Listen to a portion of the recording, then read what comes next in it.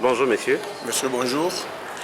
Pourquoi organiser une table ronde de la société civile sur les questions des réformes et de décentralisation? La nécessité d'organiser les réformes est due au fait que les politiciens tournent en rond. Et il est bien que la société civile qui se veut impartiale, société civile responsable, devrait avoir un mot et donner des orientations aux politiques pour que les politiques puissent savoir faire. Et puis notre objectif aussi, c'est que malgré qu'il y ait des points de blocage, que là où ça ne bloque pas, qu'on puisse le faire et le faire bien. Et que les politiques sachent ce qu'ils doivent faire de bien pour le peuple. Parce que c'est nous qui sommes le peuple et non eux.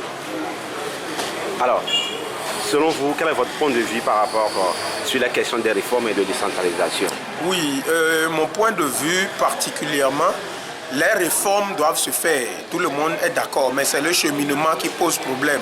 Alors, les organisations de la société civile de la région des Plateaux ont fait des propositions, c'est-à-dire ont donné des pistes et qui vont orienter les politiques à agir. Maintenant, par rapport à la décentralisation, il y a déjà un projet de loi qui est en train d'être fait.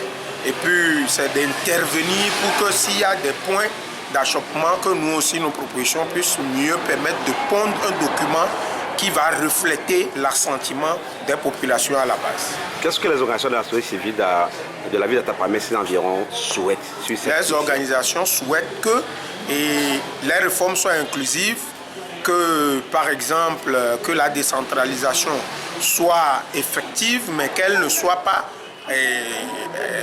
unilatérale, et que par exemple les questions de limitation de mandat relatives aux réformes, que ce soit des questions qui soient prioritaires. Quand on prend par exemple le mode de scrutin, le type de scrutin, les limitations de mandat et tout ça, les points sensibles, que ces points-là puissent être pris en compte et que par exemple la limitation de mandat soit une effectivité.